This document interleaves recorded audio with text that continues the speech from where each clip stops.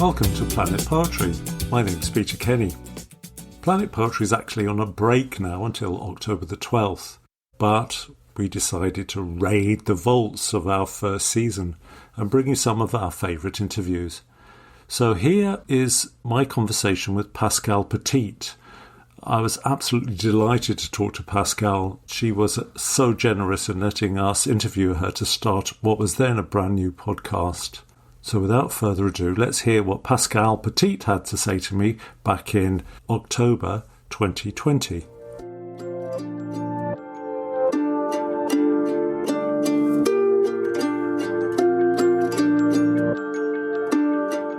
Pascale Petit has just released her 8th collection of poems, Tiger Girl. Her last collection, Mama Amazonica, won the Ondaatje Prize, the Royal Society of Literature's award for a work of fiction or non-fiction or poetry best evoking the spirit of a place. It's just one of a host of well-deserved recognitions and awards that Pascale's work has received. I find it hard to read Pascale's work without thinking of paintings by Henri Rousseau. There is a mysterious lushness, a teeming world of plants and creatures, a kind of Eden, from the Parisian zoo of Fauvery and the Zoo Father to the forests of Mama Amazonica. Sometimes I imagine the fertility of her language is an attempt to push back at deforestation. If this is a kind of Eden of the imagination, then it is one with two scary giants stalking it. The figures of her mother and father loom over so much of what she writes, helping to bring a wild and electrical emotional charge to the poetry.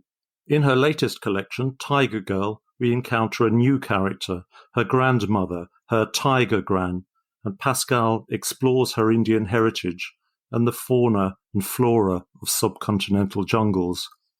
So, Pascale Petit, I'm delighted to welcome you to the podcast. Oh, hello, Peter. Thank you for interviewing me. Well, the honour's all mine. I've been a long-standing fanboy, so this is... I'm just trying not to sound too gushing. So we're chatting at a time of COVID, lockdown and so on. How have you coped and has it affected the way you work? It certainly has, yes. I'm someone who normally, the minute that I finish one book, I start the next. And I was just finishing Tiger Girl and then absolute shock. And I wouldn't call it a block because I think it's my mind kind of rejigging itself, recalibrating. So much of my writing depends on travel, for one thing. Yes. And not writing about home. So for me to write about the locale of home, which isn't my home but is a new one, is a hard thing for me to do. And yeah, I'm in shock because also COVID comes from animals. They think that it comes from bats, maybe via pangolins. They're not sure. But this kind of, animals are my big passion in life. And to think that there is such a mismatch between the animal world is just brought into huge relief that animals have been so tortured and, that they're getting viruses that we're getting and they're being squeezed into smaller and smaller forests. So, yeah, I need to take all this in, really. Actually, I hadn't thought about the consequences of COVID actually do feed into the river of your work. I can see you writing poems about it in the future. In my introduction, I suppose it was a bit obvious to mention Eden, but what I was trying to suggest was that kind of mythical hugeness of the world you create. How did your imagery become so fertile and so crammed with such a plethora of life? All I can do is guess, because I don't know. I'll grant you your poetic license. A few things occurred to me. I had a big contrast in my infancy. When I was a 2-month-old baby, I was taken from maybe a home, children's home in Paris, to my grandmother in Mid Wales, who had a big garden and lots of animals. And then when I was 2.5 years old, I was sent back to Paris. And so there must have been an Eden there in my head, I think. Mm. And Paris was awful for the time that I was there as a little child. And I was always taken from home to home. And then when I was 7, I came back to my grandmother's for 7 years. And then when I was 13 or 14, we had to go and live with my mother again. And this was in South Wales. And that was awful for me as a teenager. And to survive, I made these kind of places in my head where I could hide. And so I did naturally, when I was in Mid Wales with my grandmother, I had naturally done things like make little huts in the hedges, and under tree roots and things like that. And when I was going to grow up, I was going to become a hermit and live in the woods. That was my idea. And then I discovered the romantic poets at school, and Keats in particular. Mm. And Keats' Ode to a Nightingale was like a friend. And I see that poem as being I see all his work as being a forest, a wood that expands, that is organic and grows outwards. And I don't know if that's what was meant, but that's how I perceived it. And I think I started building that forest in my head. I absolutely adore Keats for that very same reason, actually, Ode to a Nightingale, particularly. I understand that your first sort of artistic expression and those, you were imagining these worlds, that you really came to poetry after painting and making sculpture at the Royal College of Art. And also you've been in a sort of long poetic dialogue with Frida Kahlo in The Wounded Deer and through to What the Water Gave Me. How important was that visual training and how did it alter the way you write? I think it totally formed the way that I wrote, because I guess there were two things that were encouraged and were the education at art school. So I had 6 years at art school. And the first one is looking. You could never look hard enough at something and actually see it. So you're training your eye. And the second thing was being able to go into a room and make a world of your own in that room. Mm-hmm. And so those two things were my training as a poet, I think. And I was a sculptor at first. I was still writing, but I would spend a year as a sculptor, then a year as a writer, and so they would alternate. And eventually, I think the poems became the sculptures for me. Mm. In this edition of the podcast, we're touching on this business about parents and how parents affect people's writing. I can't think of anyone else in the UK at the moment whose writing is so informed by that relationship. What is it about those relationships with your parents that just won't let go of you? Yeah. What I think it might be is that maybe because of my grandmother, I have my base feeling about humanity is that we are essentially good. However, my father in particular did really bad things. And my mother also was very destructive towards me. So I guess that in my books, I'm exploring why they did bad things and trying to redeem them. I'm going to ask you to read the poem Ortolan from Fauvery. I remember being in the audience when you read this at the T.S. Eliot readings, and the whole of the room in the Royal Festival Hall fell into such a profound hush. It was amazing. An ortolan, for those listeners who may not be up on their ornithology, is a tiny sparrow-like bunting eaten as a delicacy in France. Sorry, I don't mean to introduce the poem for you, Pascale. That's lovely, thank you. Yes, I wrote it after, at this time, for several years, I was spending quite a lot of time in Paris because I love Paris as a adult now.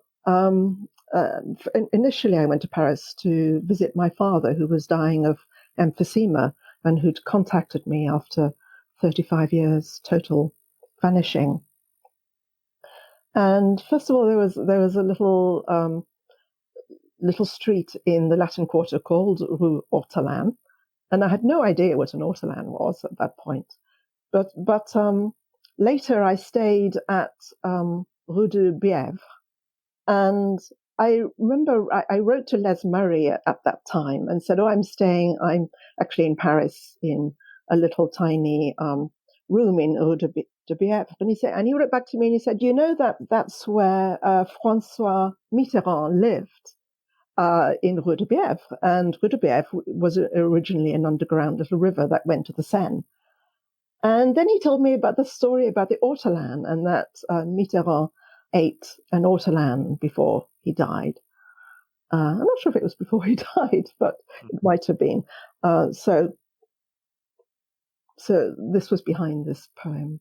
My father was very traditionally French, and he was a gourmet as well. Ortolan. When the doctor says it's just a matter of weeks, my father arranges to have a chef brought in with an ortolan still singing in its cage. It's been blinded for a month, fattened on maize.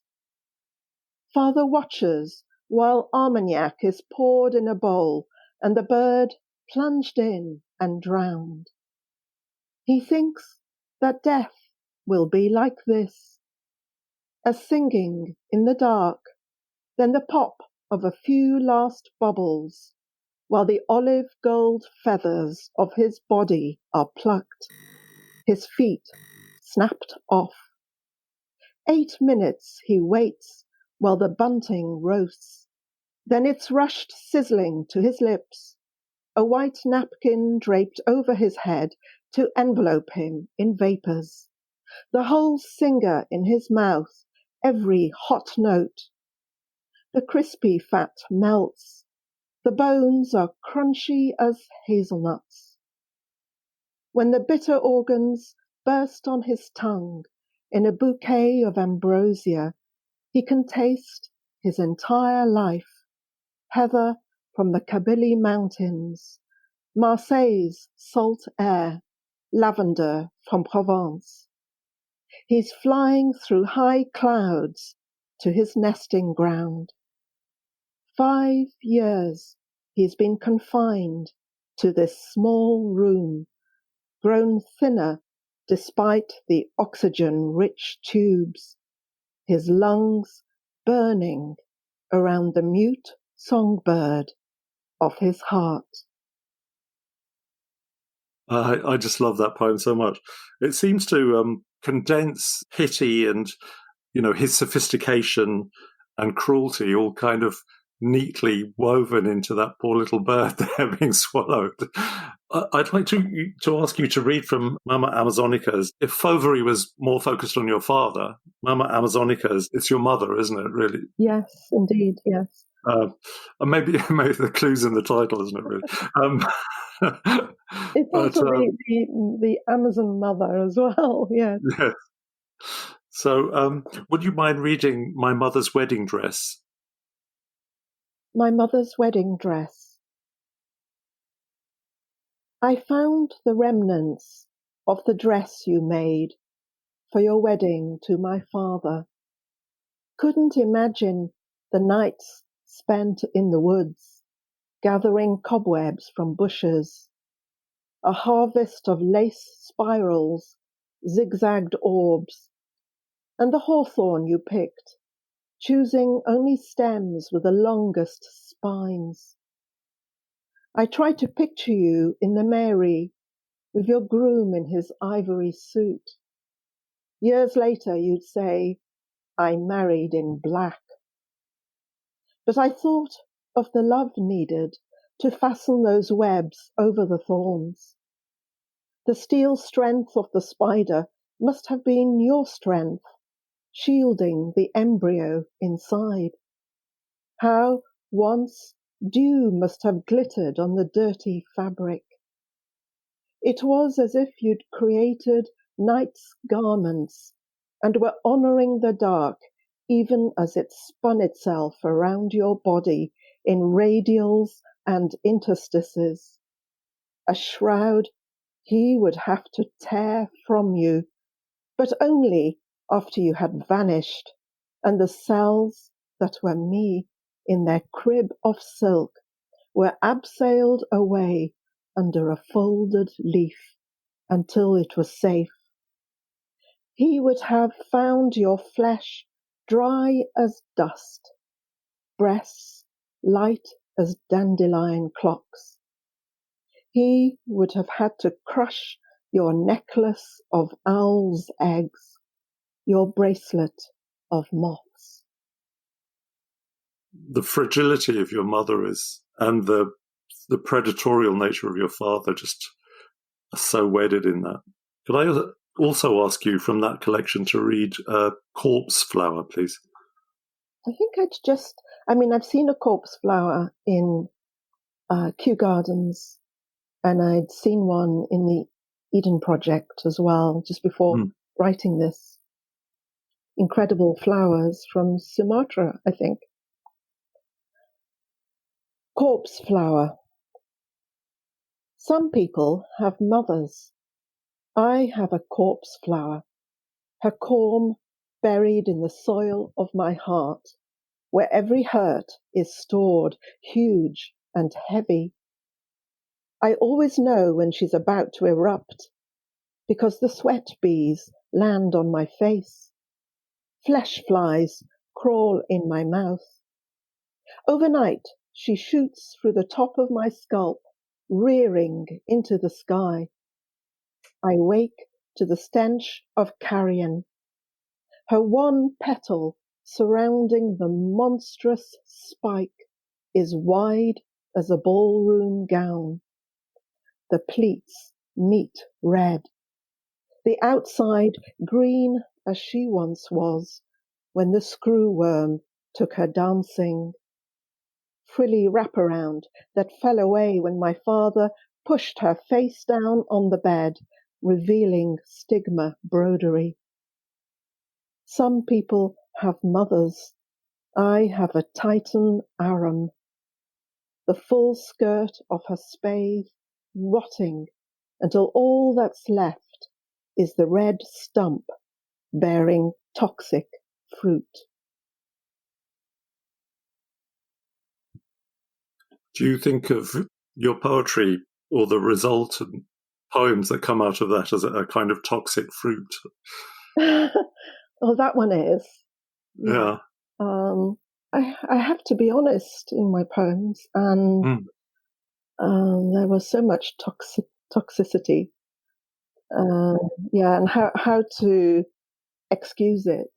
Your work seems to flow organically from book to book. It may be a bit of a cheeky question, but do you ever fancy just flying off at a tangent and writing about a trip to the laundrette or something? If I could write a poem that was many layered about it. Yes. Yeah, sure.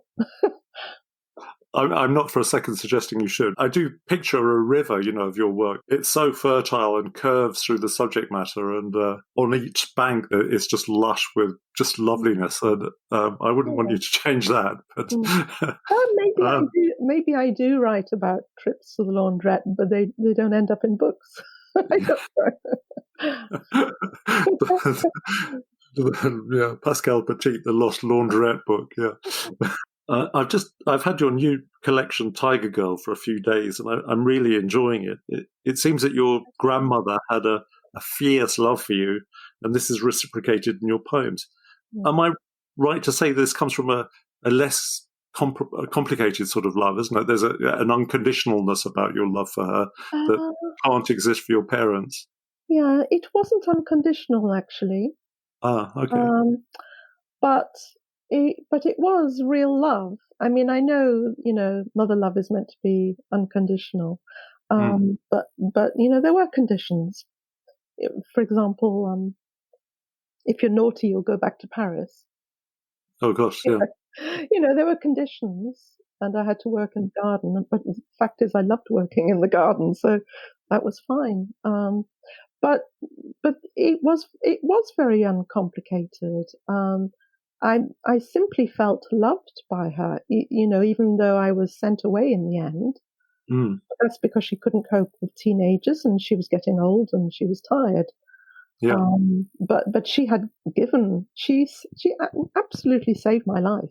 Mm. Whatever she had, whatever love she gave me, taught me how to love the world, the natural world, and maybe how to love people. So I owe her a great deal. It has a bit of a personal resonance for me as well, because my grandfather, who died when I was young, was born in India, and he'd always concealed the fact that he was partly Bengali as well. Oh, yeah, it was a big secret for my grandmother. Yeah, I didn't know. it was for him too. It was so bizarre, judging by today's standards. I remember that the day I found out about it, which was quite a bit after he died, I really celebrated because I suddenly felt less vanilla. I became suddenly more interesting, in my own mind, anyway. In the poem Tiger Gran, we see your grandmother in Wales. I really like the little flashes of domesticity in this poem, even though she's sort of betraying elements of her dual heritage. Yes. Shall I read that? Yes, if you would. I'm all agog. Tiger Gran. My grandmother of the flying electric blanket, who speaks Hindi in her sleep, who has gharials in her black eyes, behind steamed-up glasses, a long nose like a mountain between two countries, one hot, one cold, who mothered me when I was newborn and saved me from going to the bad. My grandmother who returned me to my mother twice, which meant orphanage, which meant other people's homes. My grandmother who took me back for 7 years from age 7, who saved my life. Praise to the mothering of my tigress. My grandmother who works at the chippy, who takes in neighbors' washing, who cleans big houses, who makes me work in the garden for my keep, for whom I would weed the world, for whom I would pump the Severn to save her black hybrids, for she is a hybrid rose who has been saved. My grandmother who keeps a jungle folded in her greenhouse, who lets me join her in its heat heart. My grandmother whom I catch peeing among the plant pots, who explains she has only one kidney and can't always make it to our toilet. My grandmother whose hair fell out when they removed her kidney without anaesthetic while she was pregnant with my uncle. My grandmother who shouts, "Avert your eyes," when she undresses, so I won't see the permanent tan under her clothes. My grandmother with a curse of second sight, but the blessing of second birth to her father's wife, so her real mother, the maid, would not be stoned. My grandmother who was left alone in a jungle tent by her white stepmother for the tiger to eat, who, when we are riding the winged blanket, tells me how she watched the vision enter and reached out to touch its dazzle, who was spared because she was not afraid, who held the wonder's gaze and saw its icicle teeth drip on the red tongue at the gate of paradise, but did not go down that carpet into the tunnel. My tawny grandma, with as many wrinkles as tributaries in the Ganges, her face the map of India when it's summer, the map of Wales in winter. And sometimes her wrinkles are stripes that scare me if I look at her when she is flying the tales of her stories. She who was left to run wild by her doting father when she wasn't slaving for his white family, who I am allowed to cuddle so I can sleep. My grandmother, the tiger girl, the untouchable. I really feel like I know her from that poem. It just conveys such a strength of personality. I love that. She was indeed a very strong character. So finally, like Mama Amazonica, a tiger girl engages with ecology and feels the pain of shrinking forests. How easy is it for you to blend the personal with global concerns such as deforestation and climate change? It comes naturally because, I don't know, maybe when I was a baby with my grandmother, I saw the animals and I bonded with them. And for me, I just grew up bonding with animals and finding solace in them. As I got older, realizing that animals are really vanishing and their habitats, their homes are vanishing. And, the big garden, my grandmother's garden, which was like the world, is vanishing. And so it just seems like horrific to me that how can that be? I mean, it just isn't possible. It's like this planet might end up without animals and forests and healthy seas. It's unimaginably horrible, isn't it? Yeah. I think I don't know how the two merge, but they do in my mind. By the magic of poetry, that's how. So, because in the new collection, there's poems about Extinction Rebellion, called #Extinction Rebellion. There's another one I particularly like called Flash Forest.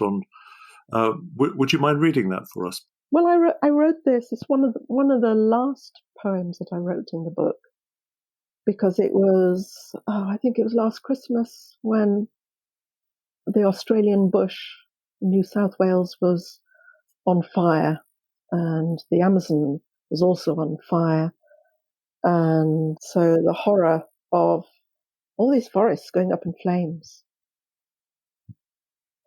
Flash forests. Just as an orphaned fawn will huddle against a wooden deer used for target practice, so I cling to you, my grandmother, while all around us the forests burn. It is I who turned the world ash Yggdrasil to ashes. I who watched on plasma screens as koalas charred. I who saw sloths with rare ecosystems on their upside-down fur cremated in backdrafts. Let me be your bat pup, and you can be my ficus religiosa. I'm hugging what's left. Aerial roots of your hair I once buried my face in. I'll roost under your prayer leaves until the flames come. Thank you, Pascale. That's beautiful. When I was reading that the other day, that image of the orphaned fawn with the target mother literally made me cry. There's something very powerful about that poem. I love it. Thank you. So, well, I'd like to thank you so much, Pascale, for joining us on the podcast. It's been truly a wonderful experience talking to you. And well, thank you so much for all your kind comments. I wish you well with Tiger Girl and look forward to the forthcoming volume of COVID poetry, or however that's going to manifest itself. Thank you so much.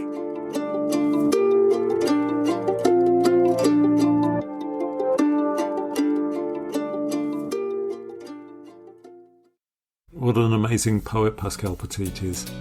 I've always been a fanboy. Well, so long for now, and Robin and I will see you back in October. Cheers.